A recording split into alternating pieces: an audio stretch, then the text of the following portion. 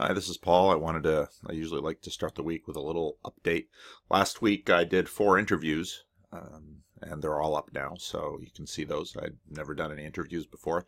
This week I've got a wedding and a special training on Saturday, plus all my usual Sunday stuff, so I don't know how many videos I'll be able to get out this week. I put a whole bunch up a couple of weeks ago, and I warned you. I said, I had a light week so I can do a lot, and when I get a heavy week like this, it ebbs and flows. But last week, Saturday night, I went to a Jordan Peterson event where Peterson himself showed up, and it was at this thing called Simulation, and the MC was an Alan Sakian, who describes himself as a polymath, an empath, a science communicator propelling unconventional concepts like world peace and sustainable colonization of planets and stars.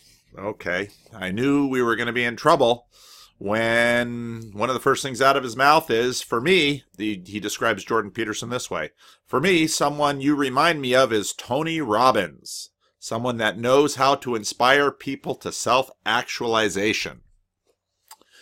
The biggest disappointment of the entire evening was this guy. No easy way to say it. He obviously tried to get a little bit up to speed with Peterson, but clearly had almost zero understanding of who Peterson is, what his project is, and what he does. And many of the people in the room, I don't know, there may be 300-400 people in the room. Many of the people in the room knew exactly a lot about Peterson, were big fans, and the guy was just walking into things. Like at one point, Peterson is talking about IQ, and the guy says, yeah, but can't we just, educate people into more creativity? And Peterson just says, no.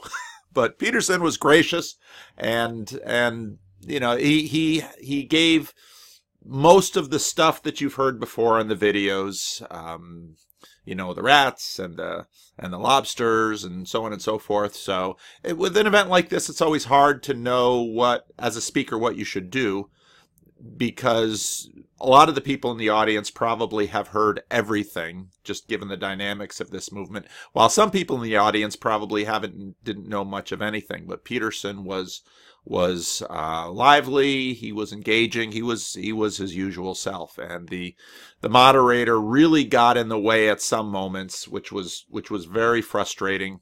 I was sitting up towards the front. If you were at the event and you saw the big red lobster, that was my friend sitting next to me with the big red lobster. So it was, I was glad I went, and I'll have a few more things to say about it, but the MC was a real pain in the neck, but Peterson was fine. The MC made me think of this Matrix video that David Fuller put out, that he had on his own Rebel Wisdom channel, and now Peterson has it on his channel. And there's some significant time with an interview with a guy named Jordan Greenhall, who's done some writing about Blue Church, Red Religion, and his article on thinking and simulated thinking, I think, was germane here, because the interviewer, if a word to anyone who's going to interview Jordan Peterson, you'd better do your homework, because if you don't do your homework and you approach the guy with all kinds of set ideas about what should be, and you don't listen and actually engage in real time, it's going to be ugly, and you're going to look bad. And that's exactly what happened to it. In other words, the guy just had all these ideas that were set about just the common things you're going to pick up if you're of a certain class and of a certain sociological group, and these are your assumptions, and you just keep throwing them at Jordan Peterson, assuming that, oh yeah, he and I are on the same page, and Peterson's going to have all of his Peterson ideas, and if you present them to him, he's just going to say no. And so there are a number of places in the evening that the guy would say, well, how about this? No. How about this? No. But Peterson didn't say it in a mean way. He's just Peterson. One of the things, if you'd ask me, well, what did I learn by being in a live audience as opposed to watching his videos? I think I had more of a sense of, as a pastor, you get used to reading people. And so Peterson very much is a guy who's passionate about his ideas. And even when the MC would say something mindless, and Peterson would correct him, and the audience would laugh because everybody in the room except the interviewer knew exactly what was happening and could see it happen again and again and again. Peterson, when he would make his explanation and everyone would laugh, would keep saying, no, but wait a minute, and he'd keep wanting to make his point with his intensity, and that's classic Peterson. But you could see just live the subtle interactions that you don't really see via videotape. So it was, it was fun, and I didn't necessarily learn a lot more from Peterson than I've heard in other videos. I really didn't expect to.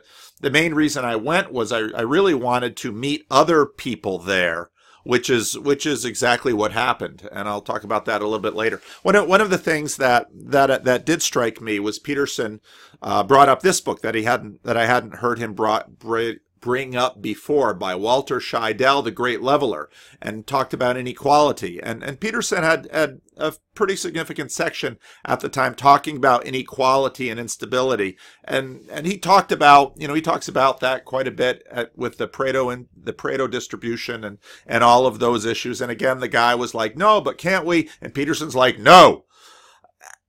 But this book, I think Peterson has read recently, which again shows that I've never seen Tony Robbins. I don't have any expectations about who Tony Robbins is. He's a motivational speaker. And as a pastor, motivational speakers are not really high up on our list of people that we get really excited about.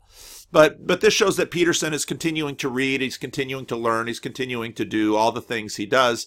And so I put this on my book list, and I'll probably take a look at it, because he's making the point, as many have made, that equality is very, very difficult to eradicate. And I thought Peterson made the point well during the talk that equality seems to not just be an aspect of,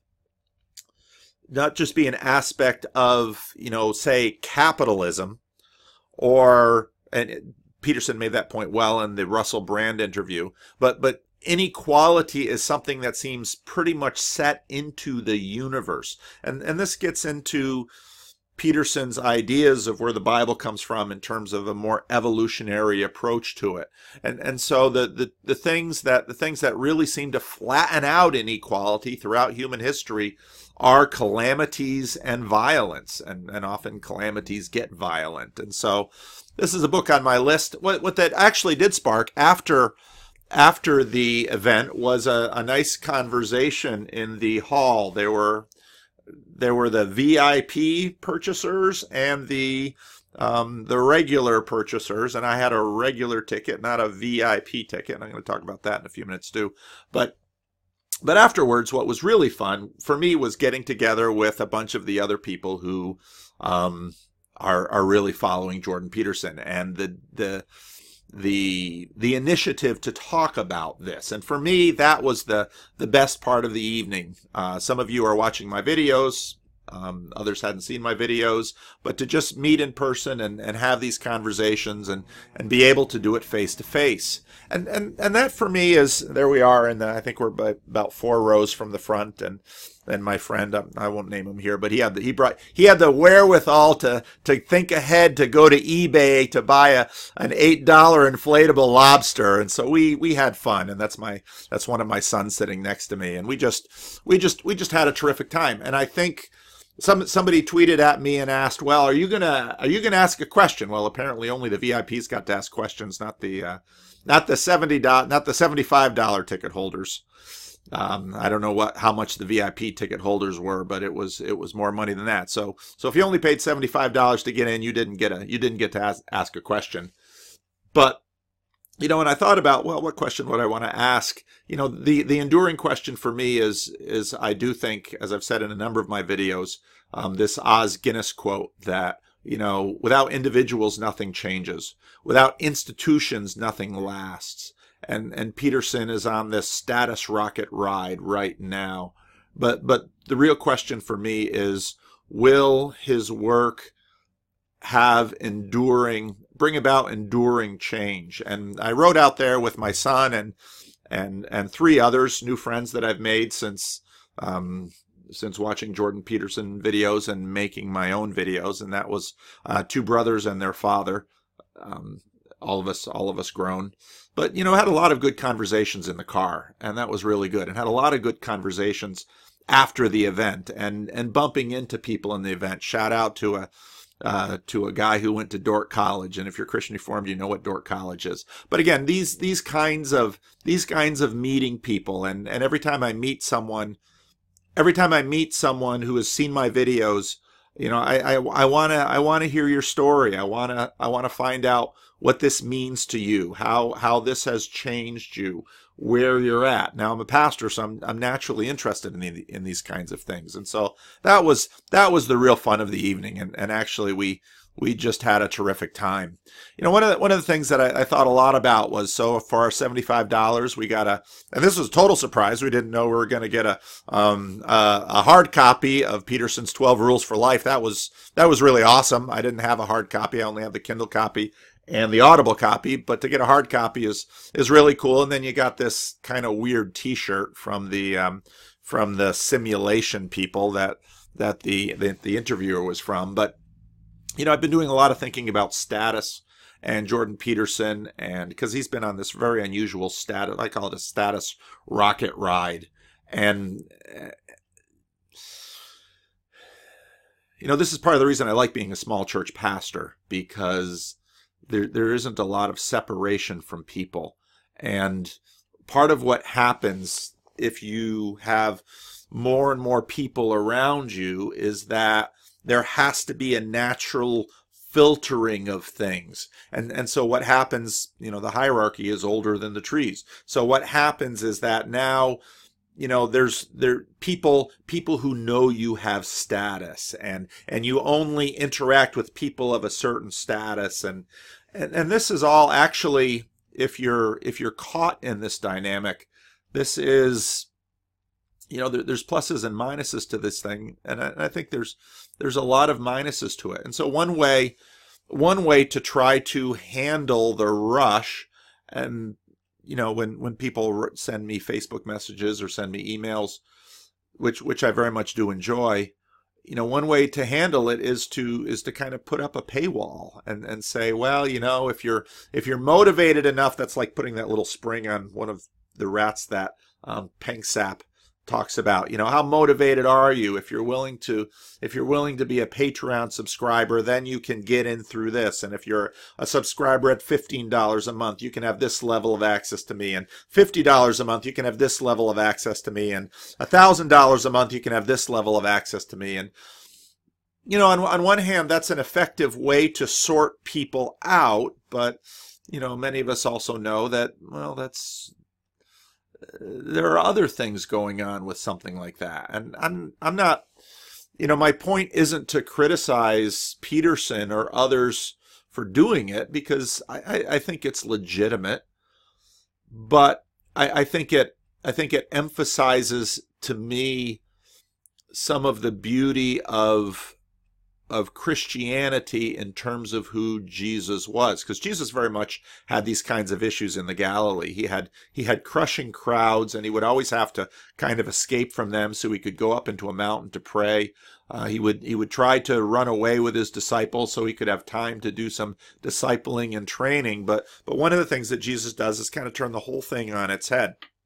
Then Jesus does a bunch of things that basically drive the crowd away from them. And if you can look that up in the Gospel of John, chapter 6, and to the point that when Jesus is being crucified, all of his disciples are hiding except the women and young John, who was probably at that point only a teenager. So he's not seen as being a threat, so he can witness the crucifixion firsthand, while Peter and the older disciples are cringing in fear, sobbing, and hiding. But, and this gets into the question of hierarchies and how to manage them, and how to manage the crush of people. And this also gets to me the ideas I have about the age to come. Sometimes Christians say heaven. I think heaven is not the greatest technical term for what awaits us after what Christians call the consummation. Jesus' return, the world set to rights, as N.T. Wright calls it. But, the great hymn, Amazing Grace, says, when we've been there 10,000 years, bright shining as the sun, we've no less days to sing God's praise than when we first begun. And when I think about the age to come, I think about being able to have long conversations with other people. And because the crush around, if you're of higher status, and everybody knows how status works, if you're of higher status, these kinds of things happen, and so you no longer associate with people of low status. You no longer associate with people who are poor. You no longer associate with people who have mental illness issues. You no longer associate with people who are annoying. Maybe that's a blessing. You only associate with people of a similar economic status, and so up and up and up you go. And I had an experience of this in a sense when I was a missionary in the Dominican Republic, because by virtue of your North American passport, the greater wealth that you have, very quickly you begin to kind of distrust people, because how is this poor Haitian or Dominican just interested in being my friend because I have money and I might be an opportunity for a visa to the United States. And many of us who live here in the United States don't have these issues very much. At least we don't see them. I think these issues are there when it comes to, the homeless and the poor.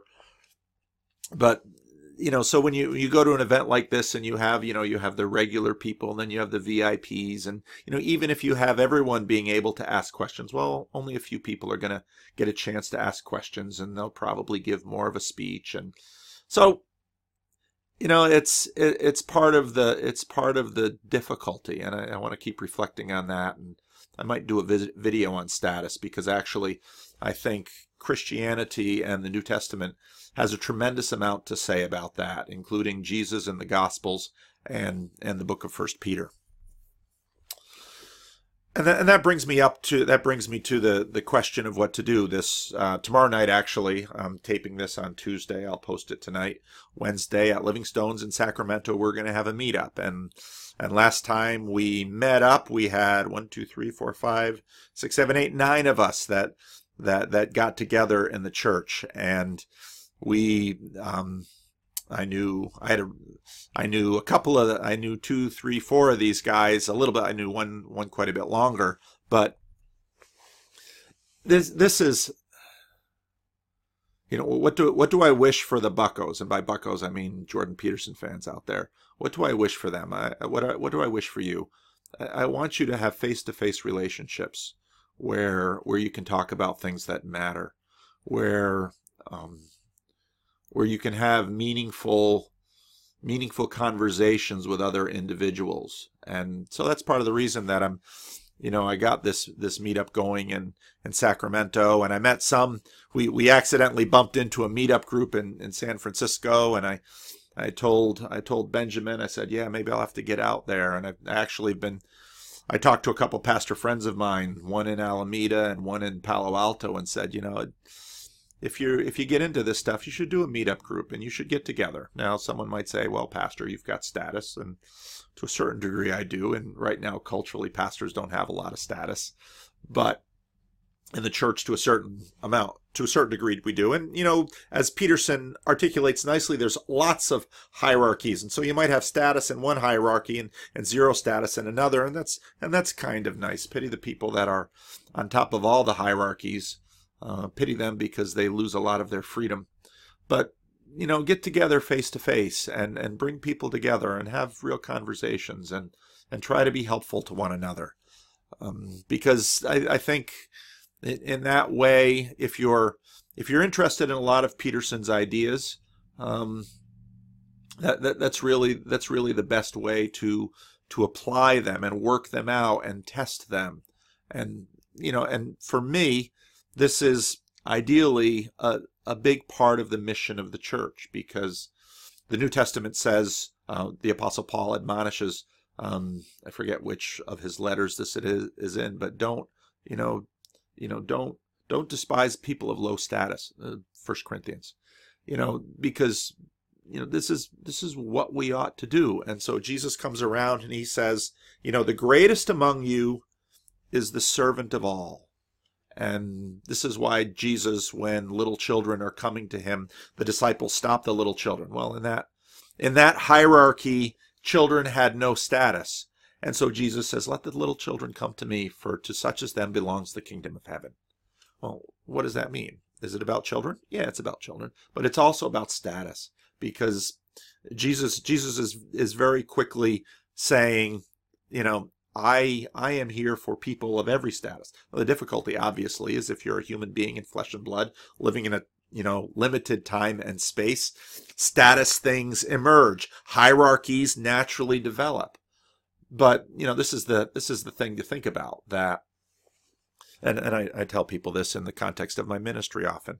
You might think, well, it'd be great to be Jordan Peterson's friend, or it'd be great to be Donald Trump's friend, or it'd be great to be Barack Obama's friend, or it'd be great to be Oprah's friend, or it would be great to be, think of someone, Bill O'Reilly's friend, or whoever your fandom is.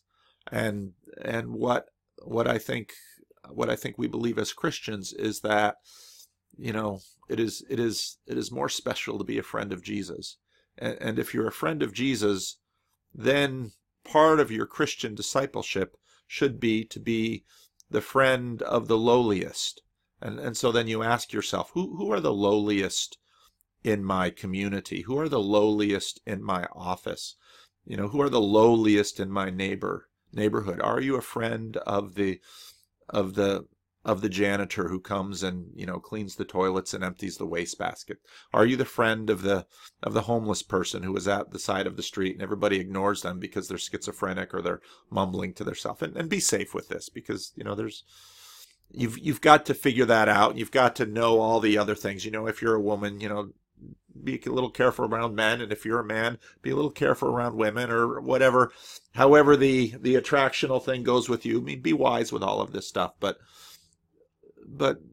try and break, I'm not denying status or trying to reinforce some kind of egalitarianism, but what I think the gospel does is inverts a lot of this. And it's one of the things actually I've appreciated about Peterson. Again, he's a clinical psychologist.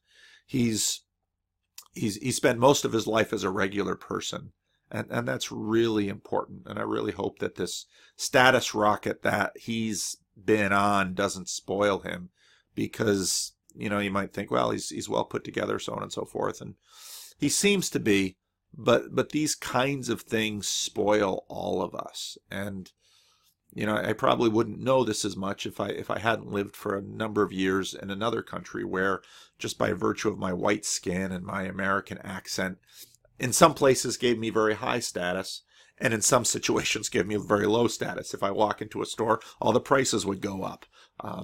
At the same time, as a missionary trying to help Haitians in the situation where there was illegal, if I would go into a military fort to advocate on behalf of a Haitian that had been abused at a military checkpoint, because I came in with white skin and an American accent, the commandant would treat me a little bit differently. And so, all of this status is around. And so, again, my admonition: do meetups, meet with people face to face, and do not, make friends across the hierarchies. Associate with people of low status, and to the best that you can, be their friend. And I appreciate the fact that if you do this, you will begin to understand the way that, money and status separates us. So I guess I tied a little sermon at the end of my report, but I'm a preacher, so pull my string, and sometimes I preach.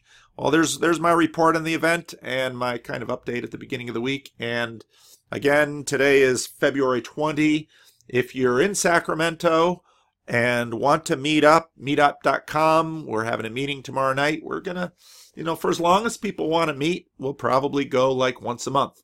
And if you're in town, let me know. Also, Someone came up into Sacramento, had seen some of my videos. I won't name you, but came to my church on Sunday. And again, it's wonderful hearing your stories, and I very much enjoy them. And if you've sent me an email and I haven't gotten back to you yet, they get piled up sometimes, but I'm trying to work through them, and I'm trying to read them all. And again, this is some, for Jordan Peterson, he's gotten to a point that he can't read your email and he can't read our emails, and that's sad to him. My sense is that he'd probably like to, but he simply can't. So there it is. I ramble. Hopefully I'll stop.